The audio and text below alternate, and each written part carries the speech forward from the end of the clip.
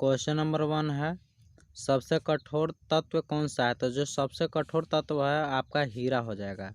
यह जो है कार्बन का एक अपरूप है।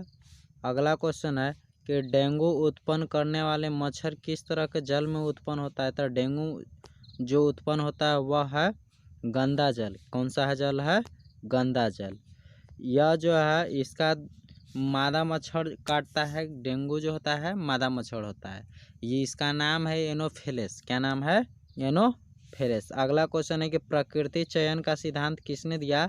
तो प्रकृति चयन का जो सिद्धांत है वह हमें डार्विन ने दिया। किसने दिया? डार्विन ने। ऑप्शन नंबर 3 हो जाएगा। अगला क्वेश्चन है कि प्रकाश संश्लेषण द्वारा किसकी प्राप्ति होती है? तो प्रकाश संश्लेषण द्वारा जो होती है हमें ग्लूकोज की होती है। यह पादप में क्रिया होती है, यानी पेड़ पौधों में होती है। कुछ कुछ पौधे ऐसे होते हैं जो सूर्य का प्रकाश दिन में ग्रहण करते हैं और रात में अपना भोजन बनाते हैं, वह अपवाद में होता है। अगला क्वेश्चन है कि मुकुलन द्वारा अलैंगिक जनन होता है, तो यह जो होता है ईस्ट में। किस में होता है? ईस्ट में। अगला क्वेश्चन है कि आवेश का ऐसे मात्रक, तो आवेश का ऐसा मात्रक जो होता है वह होता है कूलॉम।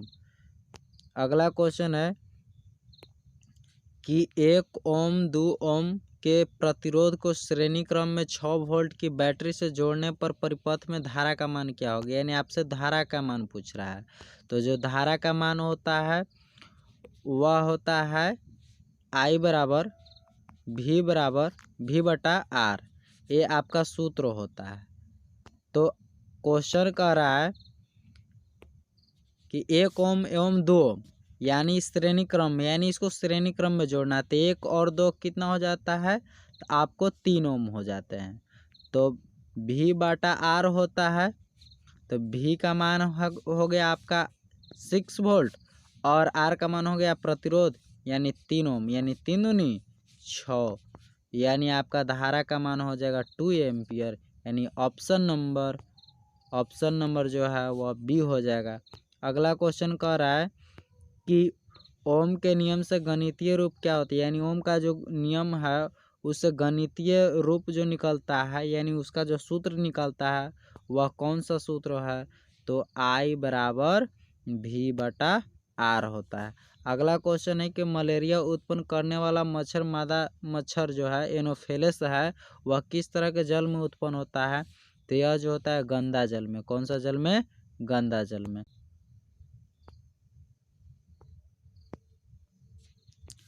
क्वेश्चन कर रहा है कि ओजोन परत पाया जाता है, यानी कहाँ पर पाया जाता है? तो ओजोन परत जो है आपको वायुमंडल के ऊपरी सतह पर पाया जाता है, यानी ऑप्शन नंबर B। इसका सूत्र जो होता है वो 3 होता है। अगर यह नहीं रहेगा तो हमारे त्वचा कैंसर हो सकते हैं और अनेक प्रकार के त्वचा संबंधी बीमारियां होती है। यह जो होती है पराबैंगनी विकिरणों को अवशोषित करती है।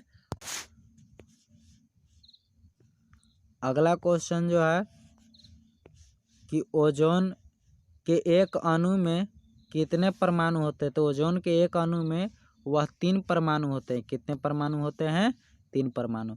अगला क्वेश्चन कह रहा है कि आवर्त सारणी में कितने वर्ग होते हैं? तो आवर्त सारणी में जो वर्ग होती है वह 8 होती है।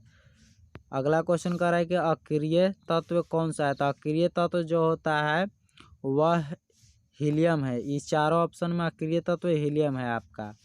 यह जो होता है आवर्त सारणी के सबसे लास्ट वाला स्तंभ में होता है हीलियम, नियॉन, आर्गन, ये सब।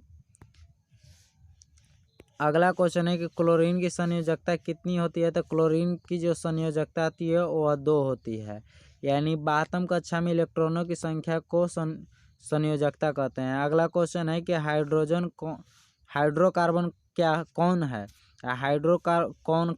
हाइड्रोकार्बन जो है आपका C6H12O6, यानी जिसमें हाइड्रोजन और कार्बन दोनों है, उसको हाइड्रोकार्बन कहते हैं।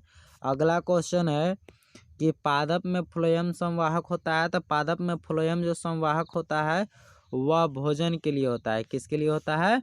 भोजन के लिए। यानी पेड़ पौधों में भोजन को पहुंचाने का काम, पत्तियां से भोजन लेकर सभी अंगों तक पहुंचाने का जो काम है वह फ्लोएम करता है और जड़ से जल लेकर जो सभी अंगों तक पहुंचाता है, जिसे जाइलम कहते हैं। क्या कहते हैं? जाइलम। तो फ्लोएम और जाइलम दो संवाहक ऊतक है, यानी भोजन को और जल को पहुंचाने वाला है। अगला क्वेश्चन है कि तंत्रिका तंतु की उत्पत्ति किस प्राथमिक ऊतक द्वारा होता है? तो वह है इंडोडर्म। क्या है? इंडोडर्म है, यानी ऑप्शन नंबर सी हो जाएगा। अगला क्वेश्चन है कि किस दर्पण का बड़ा प्रतिबिंब बनता है, यानी वह ऐसा दर्पण बताइए जिसका प्रतिबिंब जो है वह बड़ा दिखाई देता है। तो वह अवतल दर्पण होगा, यानी ऑप्शन नंबर बी। अगला क्वेश्चन कर रहा है कि 2 डायोप्टर क्षमता वाले लेंस का फुक्सांतर कितना होगा? तो इसका फुक्सांतर 30 सेंटीमीटर होगा, यानी ऑप्शन नंबर बी। अगला क्वेश्चन कह रहा है कि निकट दृष्टि दोष का निवारण किस लेंस से होता है? तो निकट दृष्टि दोष यानी आपको निकट की दिखाई दे रही है, दूर की दिखाई नहीं दे रही है, तो दूर की देखने के लिए हमें अवतल लेंस की आवश्यकता होती है। ऑप्शन नंबर बी हो जाएगा। अगर वीडियो अच्छा लगे तो लाइक शेयर एंड सब्सक्राइब करें और बेल आइकन को दबाएं।